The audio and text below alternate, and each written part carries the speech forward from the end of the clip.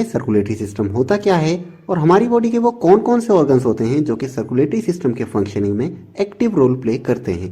तो चलिए वीडियो को स्टार्ट करते हैं। सबसे पहले बात करते हैं what is circulatory system. Circulatory system को हम कार्डियोवैस्कुलर सिस्टम भी बोलते हैं। कार्डियो मतलब हार्ट और वेस्कुलर मतलब हमारी ब्लड वेसल्स। हार्ट क्या करता है, ब्लड को पंप करता है और ब्लड वेसल्स उस ब्लड को कैरी करके हमारी बॉडी के डिफरेंट ऑर्गन्स तक और डिफरेंट ऑर्गन्स से हमारे हार्ट तक लेकर के आती हैं और सर्कुलेशन का ये पूरा प्रोसेस इसी तरह चलता रहता है। अब आप सोच रहे होंगे कि ब्लड का सर्कुलेट होना हमारी बॉडी के लिए जरूरी क्यों है। तो ये इसलिए जरूरी है क्योंकि ब्लड ही ऑक्सीजन को ट्रांसपोर्ट करता है, न्यूट्रिएंट्स को ट्रांसपोर्ट करता है या न्यूट्रिएंट्स का जो वेस्ट होता है उन सबको ट्रांसपोर्ट करने में भी हेल्प करता है। इसलिए ब्लड सर्कुलेशन जरूरी है और ब्लड सर्कुलेशन तभी पॉसिबल है हमारी बॉडी के अंदर जबकि सर्कुलेटरी सिस्टम प्रॉपर वर्क कर रहा हो। अब सर्कुलेटरी सिस्टम के प्रॉपर फंक्शनिंग के लिए क्या जरूरी है, तो मैंने आपको बताया हार्ट और ब्लड वेसल्स। तो इस वीडियो में हम सिर्फ हार्ट के बारे में पढ़ेंगे, हार्ट की लोकेशन क्या है, उसका स्ट्रक्चर क्या है और वो कैसे फंक्शन करता है। इसके अलावा जो ब्लड वेसल्स हैं उसके बारे में हम इससे नेक्स्ट वीडियो में स्टडी करेंगे जिसका लिंक आपको आई बटन पर मिल जाएगा। तो चलिए डिटेल में पढ़ते हैं हम हार्ट को। हार्ट हमारे सर्कुलेटरी सिस्टम का प्राइम ऑर्गन होता है। हार्ट की लोकेशन क्या होती है, ये लोकेटेड होता है हमारे थोरेसिक कैविटी के सेंटर में।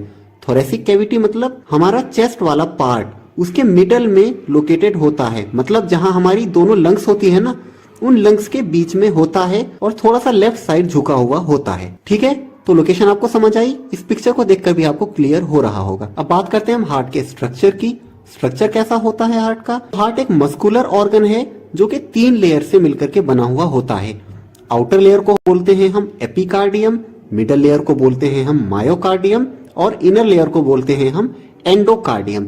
ये इंपॉर्टेंट है, इन बातों को आप ध्यान रखिएगा। इनके अलावा हमारे हार्ट में 4 चैम्बर्स होते हैं। उन चैम्बर्स के क्या क्या नाम है, right atrium, right ventricle, left atrium और लेफ्ट वेंट्रिकल।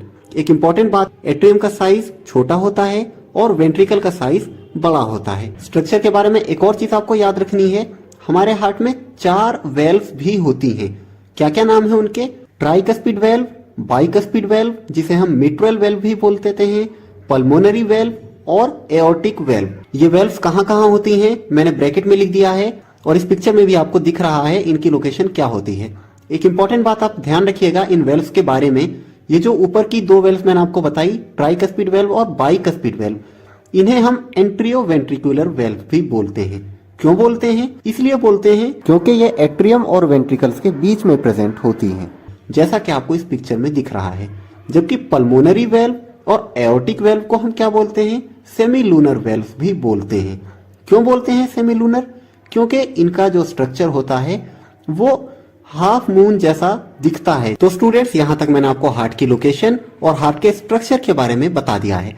अब आगे बात करते हैं हम अपने मेन पॉइंट की, जो कि है हार्ट का फंक्शन। हार्ट के मेनली 4 फंक्शंस होते हैं। सबसे पहला और इम्पोर्टेंट फंक्शन जो है वो ये है कि हार्ट ब्लड को through out the body circulate करता है, जिसे हम सिस्टेमिक सर्कुलेशन भी बोलते हैं। सिस्टेमिक सर्कुलेशन में क्या होता है, हमारे हार्ट से प्योर ब्लड हमारी बॉडी तक पंप होकर के जाता है with the help of blood vessels.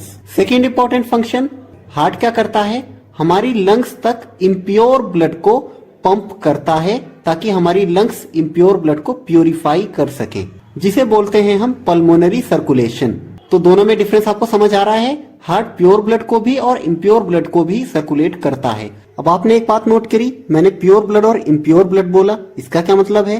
Pure blood का मतलब वो ब्लड जिसमें ऑक्सीजन और न्यूट्रिएंट्स दोनों चीजें होती हैं, जबकि इम्प्योर ब्लड वो ब्लड होता है जिसमें ऑक्सीजन नहीं होती और न्यूट्रिएंट्स भी नहीं होते, बल्कि कार्बन डाइऑक्साइड, हमारे न्यूट्रिएंट्स का जो वेस्ट प्रोडक्ट्स होता है उस टाइप की कुछ चीजें होती हैं। ठीक है, तो ये 2 इंपॉर्टेंट फंक्शन हो गए। इनके अलावा 2 और फंक्शन है, एक है रेगुलेशन ऑफ ब्लड प्रेशर और दूसरा है रेगुलेशन ऑफ हार्ट बीट। अब ब्लड प्रेशर और हार्ट बीट में क्या डिफरेंस है, तो ब्लड प्रेशर हम बोलते हैं हमारी जो ब्लड वेसल्स हैं उनकी वॉल्स के अगेंस्ट जो फोर्स लग रही है उसको हम ब्लड प्रेशर बोलते हैं। जबकि हार्ट बीट क्या होती है, हमारा हार्ट कितनी बार बीट कर रहा है उसे ही हम हार्ट बीट बोलते हैं। तो ये 4 इंपॉर्टेंट फंक्शंस हैं हमारे हार्ट के। अब आगे हम ब्लड सर्कुलेशन के स्टेप्स को समझ लेते हैं कि हार्ट में से ब्लड पंप होकर के कैसे जाता है और कैसे आता है। स्टेप बाय स्टेप मैं आपको समझाऊंगा, ध्यान से देखिएगा। स्टार्टिंग कहाँ से होती है, सबसे पहले ब्लड हमारे राइट एट्रियम में आता है। सुपीरियर वेना केवा और इंफीरियर वेना केवा से। अब सुपीरियर वेना केवा और इंफीरियर वेना केवा क्या है? तो ये ब्लड वेसल्स हैं जिनके बारे में हम अगली वीडियो में पढ़ेंगे। फिलहाल आप इनका नाम ध्यान रखें कि यहाँ से हमारे राइट एट्रियम में इम्प्योर ब्लड आता है। अब ये इम्प्योर ब्लड आगे कहाँ जाता है? ये ट्राइकस्पिड वेल्व की हेल्प से हमारे राइट वेंट्रिकल में जाता है। राइट वेंट्रिकल से पल्मोनरी वेल्व की हेल्प से हमारे पल्मोनरी आर्टरी में जाता है। पल्मोनरी आर्टरी से हमारी लंग्स में पहुंचता है। ध्यान दीजिएगा, अभी तक ये ब्लड इम्प्योर है। अब लंग्स में पहुंचने के बाद क्या हुआ? ये इम्प्योर ब्लड प्योरीफाई हुआ, मतलब इसमें ऑक्सीजन भी आ गई और न्यूट्रिएंट्स भी आ गए। और प्योरीफाई होने के बाद ये ब्लड हमारी पल्मोनरी वेन्स से होता हुआ हमारे लेफ्ट एट्रियम में पहुंचा। लेफ्ट एट्रियम से बाइकस्पिड वेल्व के थ्रू हमारे लेफ्ट वेंट्रिकल में पहुंचा।